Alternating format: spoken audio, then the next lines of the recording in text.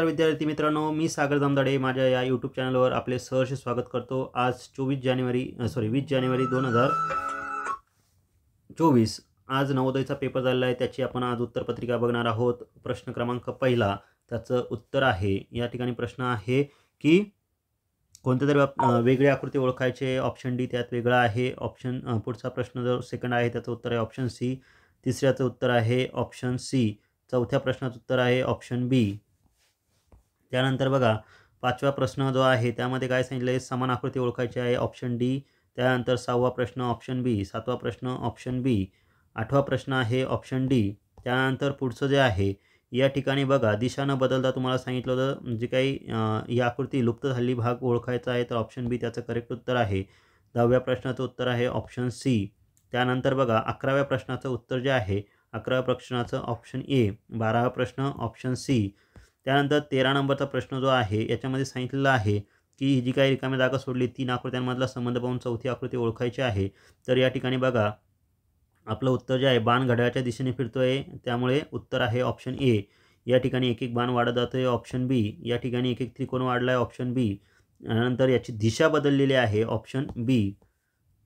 त्यानंतर 17 नंबरचा प्रश्न बघा। 17 नंबरच्या प्रश्नामध्ये काय सांगितलेलं आहे, तर ह्या दोघांमधलं जसं रिलेशन आहे तसंच पुढच्या दोघांमध्ये शोधायचं आहे, त्याच्यामुळे उत्तर आहे ऑप्शन सी। त्यानंतर 18 number option B, 19 number option C आणि 20 नंबर ऑप्शन सी। त्यानंतर बघा पुढच्या आकृतीचा अपूर्ण भाग पूर्ण करायचा आहे, या ठिकाणी अपूर्ण भाग पूर्ण केला तर उत्तर आहे ऑप्शन बी। त्यानंतर 22 number option A, 23 number option A. त्यानंतर बघा 24 नंबर ऑप्शन सी हे करेक्ट उत्तर आहे।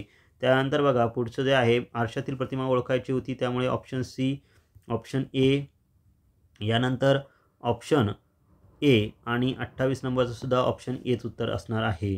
त्यानंतर पुढचे जे आकृत्या आहेत त्यामध्ये बघा काय सांगितलेलं आहे की घडीगाला उलगडल्यानंतर काय आकृती दिसेल, तर या ठिकाणी बघा ही जी आकृती आहे याच्यात ऑप्शन सी हे करेक्ट उत्तर आहे। 30 नंबर ऑप्शन ए करेक्ट उत्तर आहे। 31 नंबर ऑप्शन बी करेक्ट उत्तर आहे आणि 32 नंबर ऑप्शन ए करेक्ट उत्तर आहे। त्यानंतर क्वेश्चन नंबर 33 याच्यामध्ये ऑप्शन ए करेक्ट आहे। Question number 34 option C correct आहे। Question number 35 option B correct आहे आणि question number 36 option A correct आहे। यानंतर बघा question number 37 option C correct, question 38 option A correct, question number 39 option C correct, question number 40 option A correct आहे।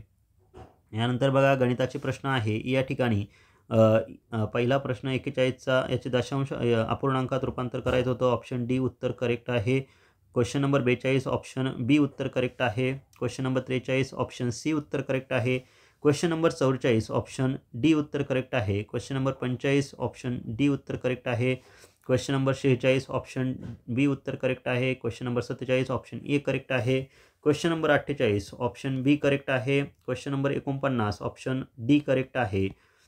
त्यानंतर बघा question number 50 option A correct, question 51 option A correct, question 52 option C correct, question 53 option A correct, question number 54 option A correct, question 55 option B correct, question 56 option C correct, question 57 option C correct, question 58 option C correct, question 59 option B correct, question 60 option D correct आहे।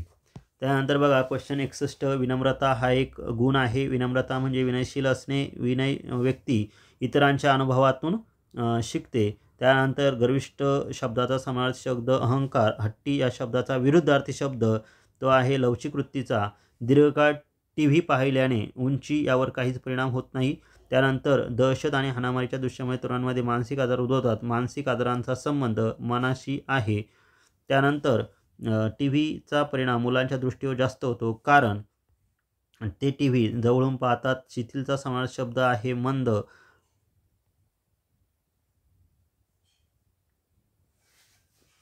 त्यानंतर परिच्छेदात धोकादायक शब्द येतो, याचा विरुद्धार्थी शब्द आहे अपायकारक।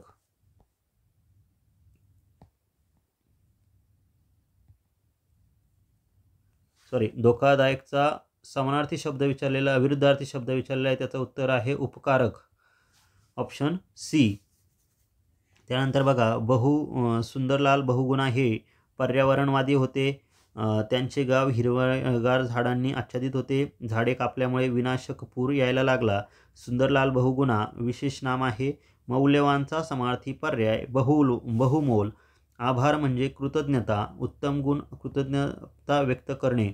पुढीलपैकी कोणत्या घटकातून आपण कृतज्ञ असू शकतो? सद्गुणांमधून. हुशार हा शब्द विशेषण आहे.